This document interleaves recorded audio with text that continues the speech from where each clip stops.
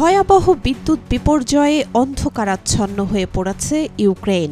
বিদ্যুৎ কেন্দ্রগুলো লক্ষ্য করে রাশিয়ার ব্যাপক হামলার পর দেখা দিয়েছে এই বিদ্যুৎ বিপর্যয়। বিদ্যুৎ বিভ্রাটের সতর্কতা জারি করেছে দেশটির বিদ্যুৎ বিতরণ সংস্থা ইউক্রেনেরগো। হামলার জেরে ইউক্রেনের বিদ্যুৎ উৎপাদন সক্ষমতা শূন্যের কোঠায় নেমে এসেছে বলে জানিয়েছে সংস্থাটি। গত কয়েক মাস ধরেই ইউক্রেনের বিভিন্ন অবকাঠামো লক্ষ্য করে হামলা চালিয়ে যাচ্ছে রাশিয়া। গত শুক্রবারও রাজধানী কিয়েভ সহ দেশটির প্রায় ২৫টি স্থানে ৪৫০টির বেশি ড্রোন এবং প্রায় ৪৫টি ক্ষেপণাস্ত্র ছুড়েছে রাশিয়া। এতে নিহত হয়েছেন অন্তত ১১ জন, আহত হয়েছেন আরও অনেকে। হামলায় এসব এলাকায় বিচ্ছিন্ন হয়ে পড়েছে বিদ্যুৎ সংযোগ। ইউক্রেনের বিমান বাহিনী জানায়, এক রাতে রাশিয়া ৪৫০টির বেশি বিস্ফোরক বোঝাই ড্রোন ও ৪৫টি ক্ষেপণাস্ত্র নিক্ষেপ করেছে।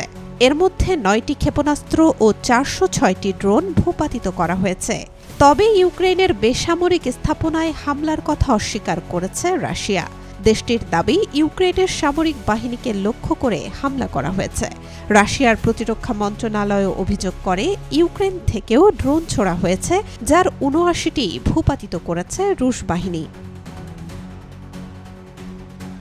ইতিমধ্যে ক্ষতিগ্রস্ত বিদ্যুৎ অবকাঠামো মেরামতের কাজ শুরু করা হয়েছে বলে জানিয়েছে ইউক্রেনেরগো। বিকল্প উৎস থেকে সরবরাহ নিশ্চিত করার চেষ্টা চলছে।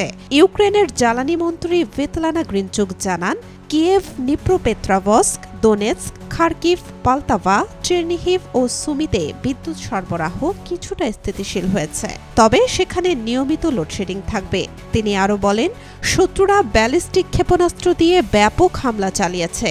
এটি প্রতিহত করা খুবই কঠিন। আগ্রাসন শুরু হওয়ার পর থেকে জ্বালানি অবকাঠামোর ওপর এমন হামলা এর আগে আর কখনো হয়নি। ইউক্রেনের পররাষ্ট্রমন্ত্রী আন্দ্রি সিবিয়া জানান, রুশ ড্রোন হামলায় ইউক্রেনের পশ্চিমাঞ্চলের প্রত্যন্ত এলাকায় ২টি পারমাণবিক বিদ্যুৎ উপকেন্দ্রের ব্যাপক ক্ষতি হয়েছে। তিনি অভিযোগ করেন, ইচ্ছাকৃতভাবে ইউক্রেনের জ্বালানি নিরাপত্তাকে হুমকির মুখে ফেলছে রাশিয়া। এই ঘটনার জবাব দিতে আন্তর্জাতিক পরমাণু শক্তি সংস্থা IAEA-কে অনুরোধ করেছেন তিনি। এছাড়াও হামলা বন্ধে রাশিয়ার উপর চাপ প্রয়োগ করতে চীন ও ভারতের প্রতিও আহ্বান জানান ইউক্রেনের পররাষ্ট্রমন্ত্রী। এই দেশ দুটি রাশিয়ার জ্বালানি তেলের সবচেয়ে বড় ক্রেতা। বিশেষজ্ঞরা বলছেন, জ্বালানি অবকাঠামোর ওপর হামলার কারণে শীতের আগে ইউক্রেনের তাপ সরবরাহ ব্যবস্থা ঝুঁকির মুখে পড়বে।